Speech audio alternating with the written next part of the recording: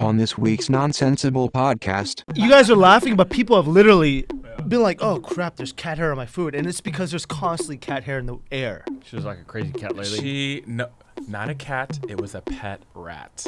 The whole time, she just sat in a chair next, like, watching us.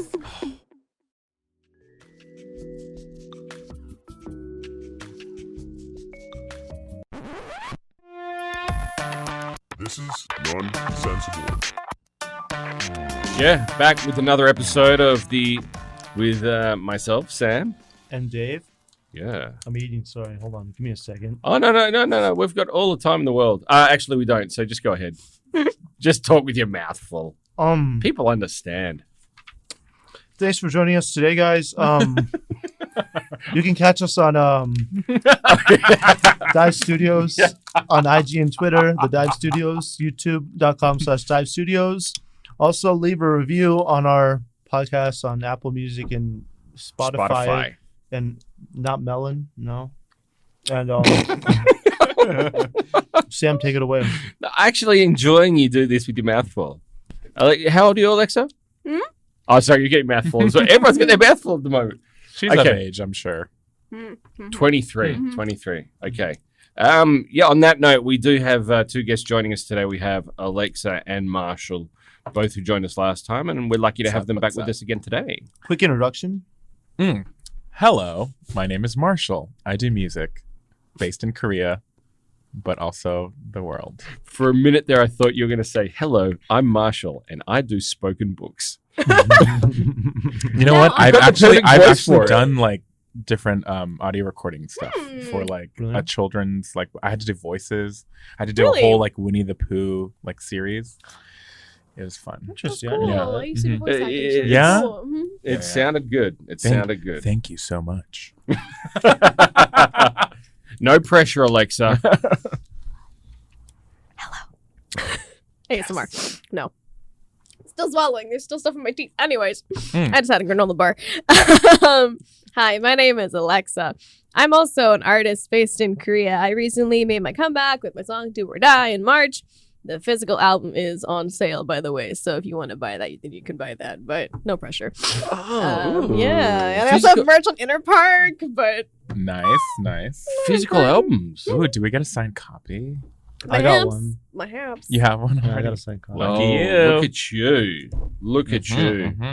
How's life been treating everyone? Pretty good. Been Yeah. busy, been happy, Dodging the COVID? We're pretty corona? safe and healthy, yeah. I've just been inside for like the past month and a Yeah. half. And just recent, like this is one of the few times I can count on one hand that I've been like outside of Really? the house. How's life, with self quarantine? How are you holding up? I mean, it's okay. Thankfully, I have like roommates. You're so- self-quarantined?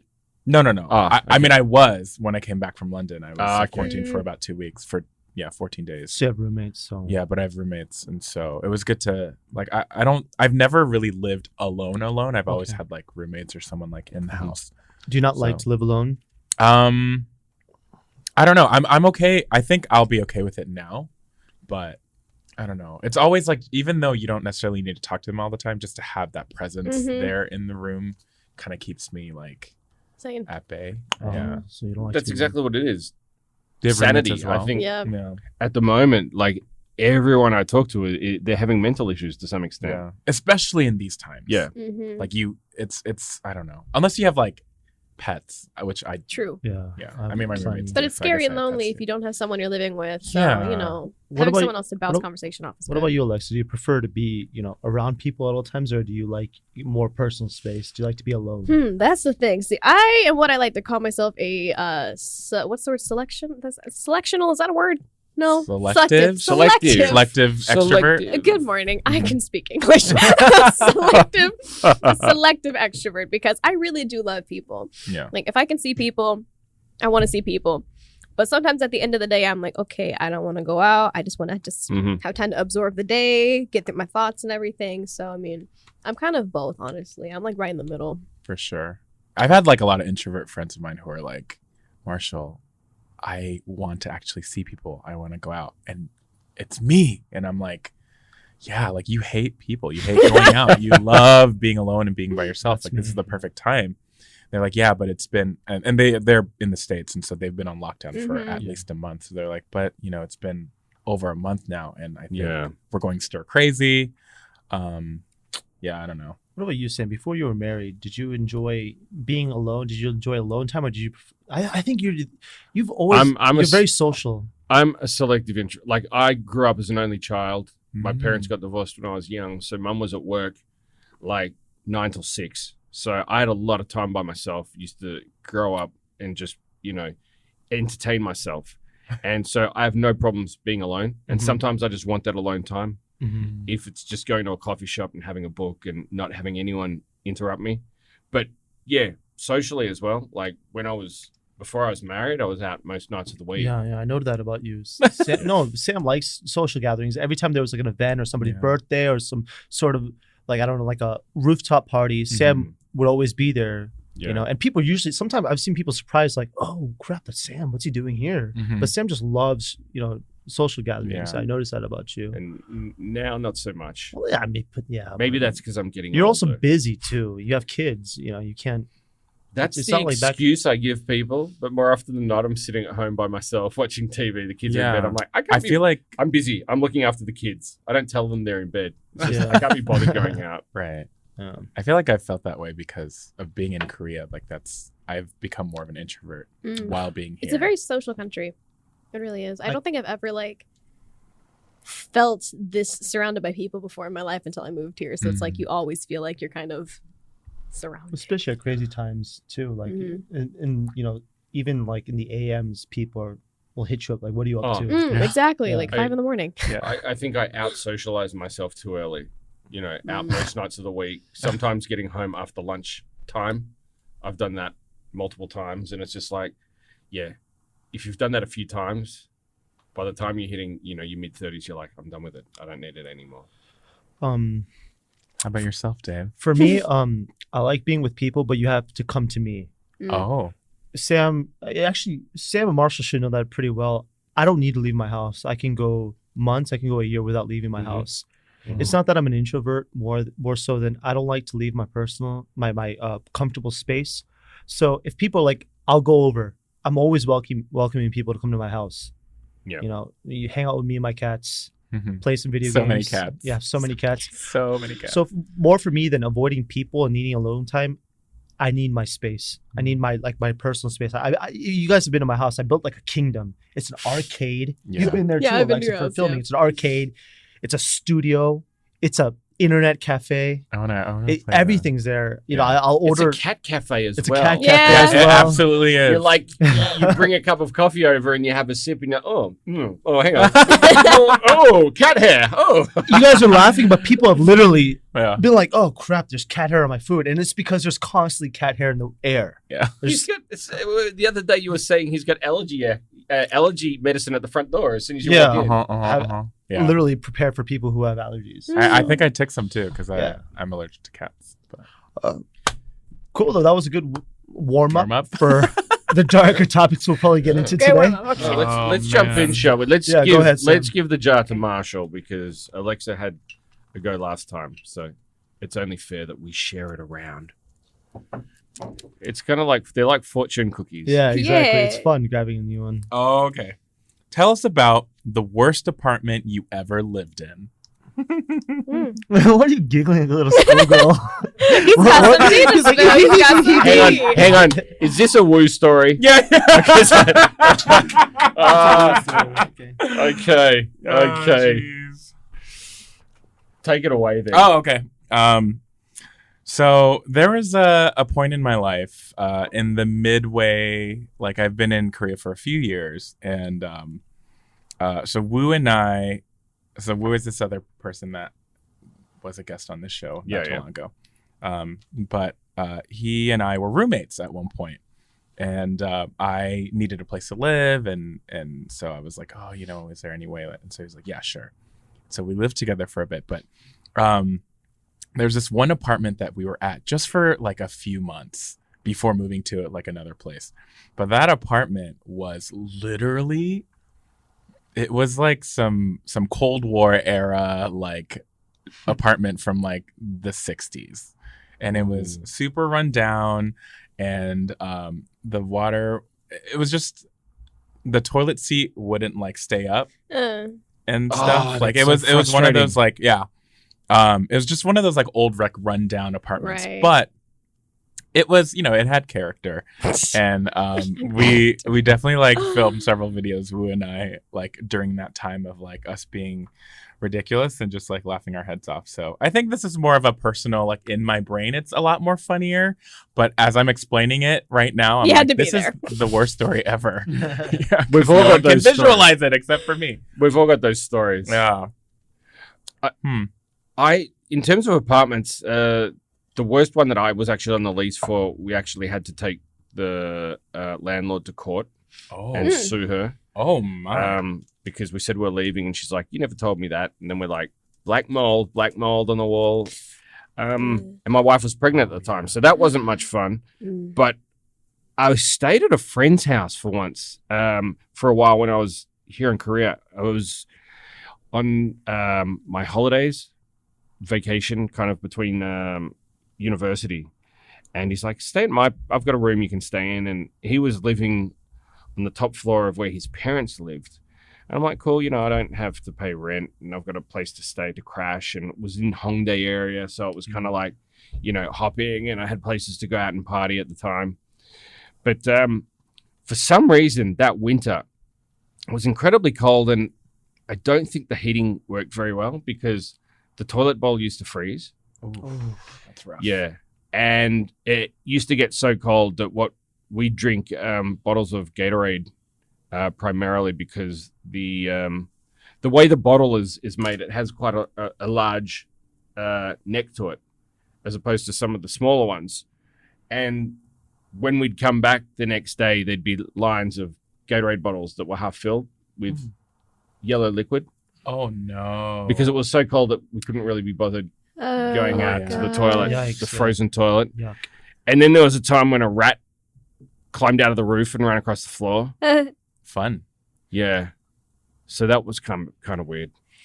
I think I have a better story now. Let me try and... So, okay, context-wise, I was on tour in the U.S., not for music. I was working for this like nonprofit organization, and we were trying to end child soldiering in Eastern Africa, and we all got into like teams of 4. This organization put us into teams of 4, and we had to tour the U.S., book our own like documentary screenings and fundraise money. Oh, wow.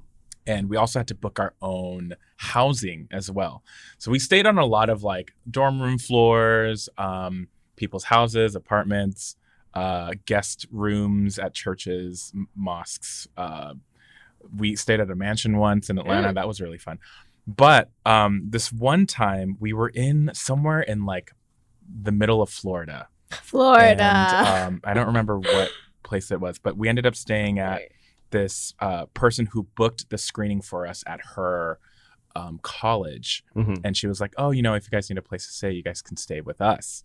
And so when we got to her place, it was like a little house. Her parents had like gone to bed because we rolled in like super late, around like 11 p.m. at night. And we got there, and she had this air bed, like air mattress thing out for us in the middle, a big one. And then she had this like snacks laid out for us, but it looked like it was out there for like hours. Like she had like nacho cheese and like, but the cheese had like congealed into like a gelatinous like mess. And she was like, and she was a lot different from what we had imagined her to look like. And she was like a crazy cat lady. Not a cat. It was a pet rat. Oh, and so she was just, and she brought it out. Did it sit on her shoulder by any chance? So it was right. It was late at night, right? And so we wanted to go to bed because we had to wake up early the next morning. And the whole time she just sat in a chair next, like watching us, petting her pet rat, and just like watching us, watching you guys sleep. And we're just like getting ready for bed, and we're like, some creepy silence of lamb shit. And so we ended up like, oh, I think we have to like go somewhere, and we ended up like making an excuse to like leave early. and we went to like the nearest like Walmart and slept in the parking lot in our 16-passenger van. Wow. Because we were like, this is not something we want to risk. Yeah, That's creepy. yeah. That's creepy. We met a lot of interesting people on the road. It was like a 10-week tour, but That sounds like Yeah. something out of American Horror Story. Yeah. yeah. Yeah. You're There's right. some. I mean, there's some fun stories there. Oh, so many gas station stories. But anywho, What about you, Alexa? You ever had any interesting residences that you Non-conforming residences that you didn't enjoy living in. Let me think on that. I don't have any. That's why I Let me asked you. I think. actually don't have any. I Oh, don't. yeah. I've had like small like one rooms and stuff. Mhm. I can't really complain about that. I'm just it's too small for me. What the F do I think I am? It didn't fit my size. my tall exactly. body. So No, I mean, I don't think I've ever had any because I just lived at home with my folks, and then Korea, I lived in 2 apartments now. But like, even stuff with like hotel experiences, I don't think I've ever had any like weird, bad things other than like loud neighbors and you can hear everything. And I mean, Oh yeah. Big thin walls. I mean, Big I I thin mean, walls. other than that, that's I'm like, oh, this person's having a good time. Yeah, exactly. When you talk about neighbors, that reminds me, I lived in Hammington for about 8 years, 8 to 10 years. And the floor below us, one night I kept hearing this weird noise, like, chick, chick, chick, chick. And then you'd hear like this rustle of like metallic items. And you'd be like, what is going on? Yeah. And there's this waft of smoke that keeps coming upstairs. And I'm like, I'm a non-smoker, and it annoyed me to death because it was through my bedroom window that was open because it was summertime and I wanted to get a breeze in. yeah. So I decided to get up and try and work out what was going on downstairs. And obviously I couldn't angle my head down to see what's happening, but I could see the reflection from the building across the way and back down into the window. And what was happening is people were playing this really serious game of Ghost Stop, like, you know, the Korean card game. Oh yeah. Hatul. That was what the sound was. That Yeah, but what they were doing was it was an illegal gambling den. Oh, Like it was 24 hours a day. Oh wow. Like and you'd go down there and knock on the door and they'd be like, shh, everyone would get really quiet and they're like, yeah, can I help you? I'm just like, oh, no, I was just seeing everything's okay, and as if nothing was going on. And people would come backwards and forwards, and this happened for a few weeks, and Oh, I started calling the police like every night. I'm like, there's something happening downstairs. You might need to ring the doorbell and check.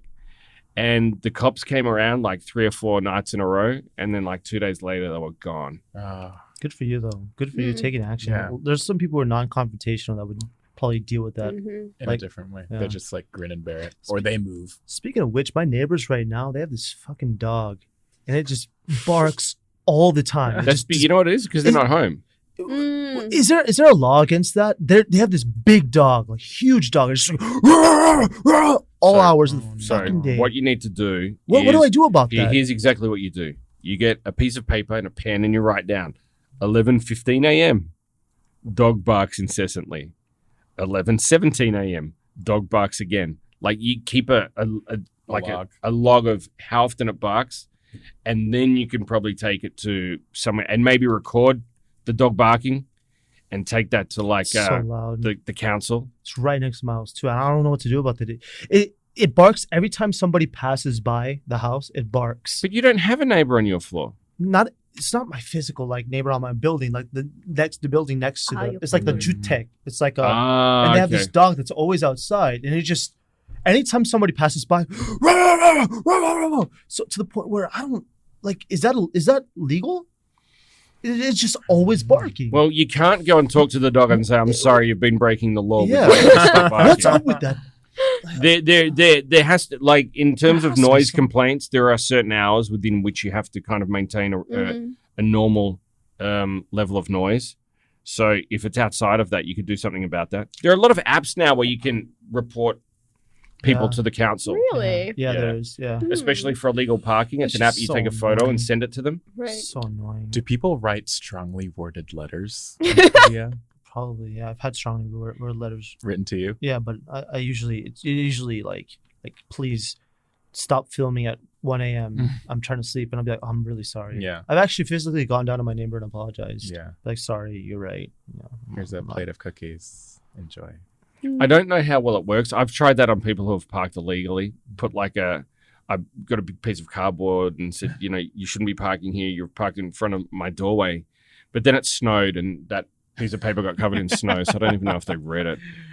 It's kind of like, nowadays with people parking inconveniently, you just call their number and you ask them to come out. Strong worded letters. That's something to consider, Dave. Or something.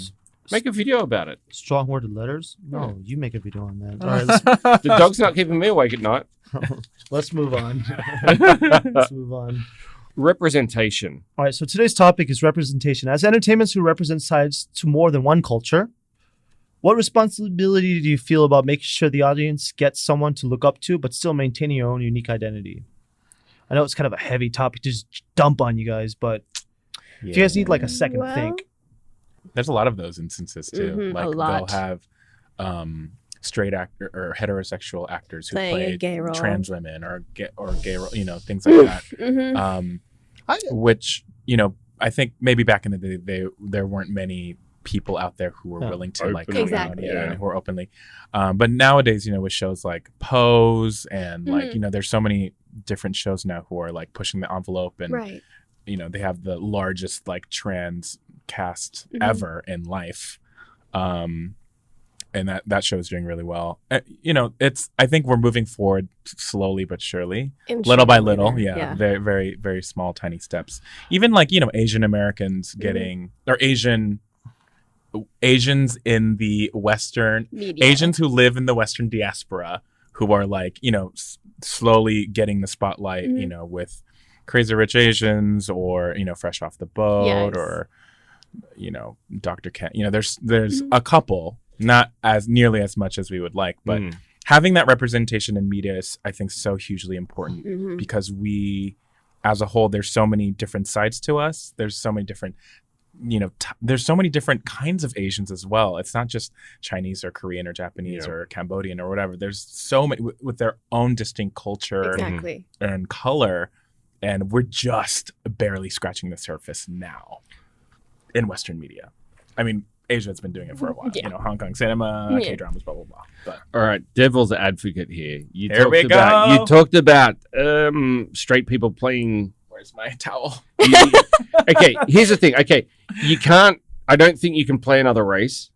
But in terms of sexuality, where is your stance on someone playing a sexual preference that they don't personally have? Right. Because when you look at actors in general and you look at performances that we don't all, I guess we don't all agree on, but a lot of people tend to consider amazing performances people who have played a character outside of what their norm is, whether it's Dustin Hoffman in Rain Man, whether it's Tom Hanks in Philadelphia. These are not who they are in real life, but they're portraying a role as an actor. I agree. So when it comes to sexuality, what's your stance on that? Yeah, totally. Again, I think a lot of it, my take is that was back then. So like in the 70s and the 80s, early 90s, even up till the 2000s, there weren't actors who are out and openly, especially because of the time and the culture. Now, in the year 2020, there's a lot more talent who are out there open, who are wanting these roles that I think should at least have the chance to audition and be seriously considered for these roles. Right. I think a lot of times some of these actors and actresses, when they play a same-sex role, they somehow get, all these awards, and it's like this like hugely like lauded thing. Which again, I'm not shitting on their talent or their ability to act, because there are certain actors who have really conveyed that emotion in an incredible way, and and vice versa. Like when gay actors play straight roles, yeah, of course. But again, I feel like there's a responsibility for people in the industry to actually have these stories be portrayed by the people who've lived them and who are aware of this life, you know. Of course it is an art, and that's all, like, it's very, you know, it's very gray in a way. So do you think skill as an actor versus authenticity, what do you think is more important? I think authenticity and skill. I mean, you can have both. I don't think it has to be one or the other. Oh yeah, of course. I mean, but for example, I don't know if you guys used to watch Modern Family. Yes. Yeah. There's a prominent gay couple, Cam and Mitchell, and Cam is played by a straight actor. Yeah, he's a straight actor, but he does an incredible job with the character. I love his character. But, But I mean, for example, I can't see anybody else in that role because I'm so used to seeing him. He killed it. Yeah. So again, I don't think it goes for all. There's just not many roles in general. But I think also Marshall's argument is part of it is having someone for the community that people can look up to in terms of performing on the big screen. Yeah. And instead of having someone that we all know is straight, have someone that is openly gay performing in that role. Who is incredible. Like, let's not forget, like, they have to be fucking incredible. If they're not great, then obviously that's a no-no for me. But there are great actors and actresses who are in that community who can definitely convey the story in the right way. But in terms of sexuality, I think it's it's slightly more open, just because I think it's starting to get more traction with people coming out. But in terms of actors of color, actresses of color, who they should definitely be playing those roles that are written for them. Let's jump into Korea for a second. Sure. Okay. Sam is part of, I guess, 1 first generation of Western entertainers in Korea. I mean, I guess the first generation you can consider people in the 90s. You know, a lot of there's some people that go way back. Well, that French, wasn't that French? Ida Doshi. Yeah. There's people who go like way back who are kind of like, you know, they're not in the industry anymore. They might be, but I'm not sure. But Sam is one of the first prominent figures especially in comedy, right? It's comedy that blew up in Korea, and he became super mainstream. And still is. That's relevant. what's incredible about Sam. He's maintained his career for so long. So, as a foreigner in Korea who made it in the Korean entertainment industry, as a speaker of Korean, and me being somebody who followed in your footsteps years later, do you have any experience or things you want to tell people? Because I'm sure you get messages a lot. I've got these messages a lot in my DMs and stuff. One day I want to become a blah, blah, blah in Korea. What are the, what do I have to do to do that? And I don't want to be like, yo, you can't ever do it, because you never know. You never know. You never know. I mean, if they bring something new to the table, which is hard to, but if you bring something new to the table, you got a chance. Yeah. So as one of the prominent figures in that industry, what do you think is, what do you think you represent as an individual in this industry? I guess for me, and I kind of equate it to this, there are people that actually open the door for people for people like me to be able to do it. What I think I'm trying to do is pave the way to make it easier for other people to kind of get in. Okay. It's not easy, and it's like any industry in the world. I think in the entertainment industry, they're all incredibly difficult. But when you start doing it in a foreign language, and people hit me up all the time, they're like, I want to be on TV, and I'm like, that's great, but it's not as easy as you think it is. I made a video on that yesterday. So I'm like, I know. And some people have it, some people don't. There's so many things you have to do, but it is difficult because I'm not Korean, but I'm working in an industry that caters towards the Korean audience. So you have to maintain a level where you're being true to yourself, but it also has to be something that Koreans can understand, and they need to enjoy it at the end of the day. Yeah. Otherwise, there's no point going out and doing what you do. And I think Dave did a video about it recently, saying how he felt really uncomfortable having to play certain roles, and there were expectations of what he should be doing on television and what people wanted to hear. And I think we've all experienced that to some extent. But then I got to a stage in my life where I'm like, you know what? I'm just going to say what I want to say. And if people don't like it, they're not going to like it. But if people agree with it, they're going to agree with it. And that's just who I am. And I think you look at Korean audiences now, and they've become a lot more accepting than what they used to be. Yeah, absolutely. And it's about that fine line. I need to do things that aren't going to be completely cringy and will embarrass me as an Australian. And that can be hard, but kimchi's so good. I love Korea. Yay! Like that's 10 years ago. That was the standard. Yeah. Sam knows that was the standard at the time because Koreans weren't that, I guess, used to seeing foreigners who spoke Korean on TV. Yeah.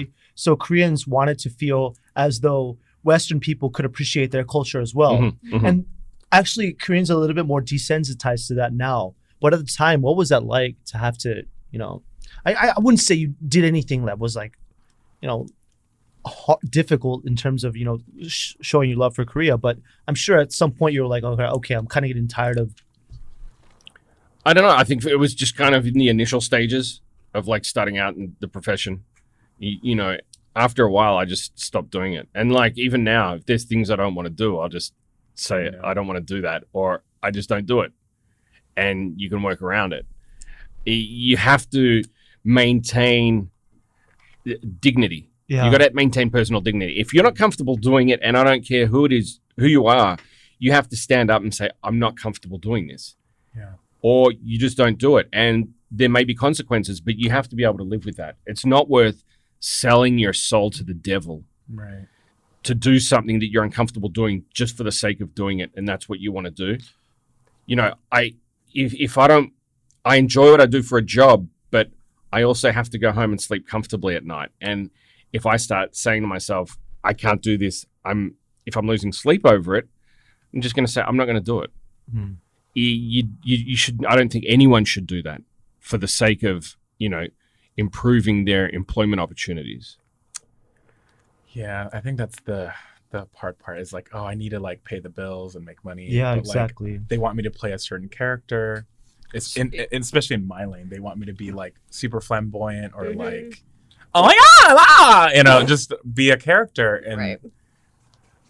No offense to people who are that way, like naturally, that's totally fine. But this is how I speak. This is how I am. Like, I don't feel like I don't need to overdo a caricature of myself. And along with like, people who are non-Korean as well, because they expect you, I don't know about anymore, but I'm sure there's still elements of that even now. I guess we talk about people saying, they've sold out, they're a sellout. Mm-hmm. Especially with musicians. They've done a certain genre of music and the fans expect it of them, but then they've flipped it and they've become commercially successful. But at the end of the day, okay, people are doing this because they enjoy the art form, but also people want to make a living out of it. Mm. So selling out for me is not something that we should be looking down upon. If you can be successful in your chosen career, we should be applauding that, not saying, oh, you're a sellout. Yeah. Hey, props to you because you're making money out of it and you can buy a house and buy the nice car. But even when you do that, you have to be able to look inside and say, I'm comfortable doing it to this level. If you're not, at the end of the day, is all the fame in the world and all the money in the world really worth personal discomfort? Mm-hmm. That's what you have to consider. Ooh, that's deep. On that note, with AleXa, stay on the same subject. I know that before you broke out into your career, before you went to produce and everything, you were doing K-pop dance covers and I was a cover artist, and stuff like that. And I noticed that I noticed some comments on my YouTube, like I've been watching AleXa since she was just, doing covers and stuff like that. And some people are like, I saw like not a hate comment, maybe a critical comment that was like, oh, she was just some Korea blah, blah, blah, blah before. Right. And, as somebody who was a K-pop fan initially and broke out into the industry, do you have any, experiences or words on that? Like on the same topic of like having to do things we're not necessarily comfortable with? Well, not so much more than you represented a certain demographic that, of course, there's so many K-pop fans that look at K-pop like, oh, I wish I want to be in the K-pop industry. I want to be part of that. But, to some extent, you got the opportunity to jump on the industry itself. And that's a dream for so many people. As a representative of the very few that are able to get into the industry, can you tell us about some of the experiences you've had? Yeah. I mean, when K-pop wasn't super known, nobody really took an interest in like what the training life was like. Yeah. But nowadays, like anytime somewhere wants to do a documentary on K-pop artists, they always try to focus on, how brutal and grueling the training is. It's really no different than how it is anywhere else when you're wanting to make an artist, honestly. Mm-hmm. Hours of training go in, hours of whatever fields of practice you need to have as an artist go in. It's really no different. So it's kind of interesting to me how things kind of like devil washed. But like, honestly, you know, things are difficult. Nothing's ever going to be easy. If you want to pursue the path you want, you need to put in a lot of hard work, blood, sweat, and tears, and sleepless nights. But at the end of the day, the negatives don't matter. Like seeing the outcome and seeing like everything come to fruition and people liking what you do, and like knowing that the staff has worked so hard to make these things, that's what like brings you happiness at the end of the day. Like, you know, yeah. In 2008, would you have even dreamed of you being in Korea pursuing a path in music? I don't think the idea of this ever popped into my head until maybe like 2010s ish. But like, I mean, I loved K-pop in 2008, but I don't think I ever would have been able to say to myself, when I was like 13, be like, hey, you're gonna do this later. I don't think I ever would have been able to process that thought. But I think, I was going to say probably all of us are probably in the same boat. Yeah, In Korea, what? Yeah, no way. This was never. Yeah. You had this planned out since Yeah. the day that you turned 6? No, not the day since I turned 6, but the idea of when I got to Korea, I knew that I would do something in the entertainment industry. I was aware that, if you don't mind, I can go into a little bit. Please. When I started learning Korean, I realized that I learned Korean exceptionally fast compared to a lot of foreigners.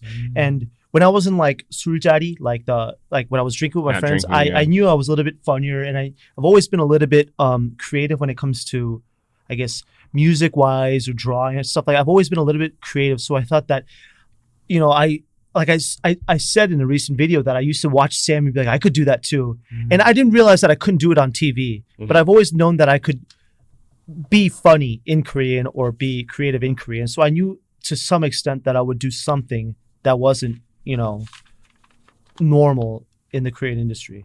I always thought I would be able to do that. What was your journey into, like, why did you start learning Korean? There was no reason. I was in Korea, so I thought I came visiting with a friend, and I was in Korea, so I was like, might as well learn the language while I'm here. So Korea was random too. You were just here on vacation. Yeah, I grew up in Koreatown, and my high school was 40% Korean, and my friend was like, yo, dude, I'm going to Korea. You want to go? Like, dude, let's go together, dude. There's like internet cafes and shit. I'm like, oh, well, you got me now. It's Sign the me internet up. cafe. and I was 20, like just turned 20, and I couldn't drink legally, but he's like, dude, the legal age for drinking is like super low over there, dude, so we can just get wasted. I'm like, oh, dude. Did he talk like that? Yeah, well, dude, I used to actually talk like that. Sounded like he's from California.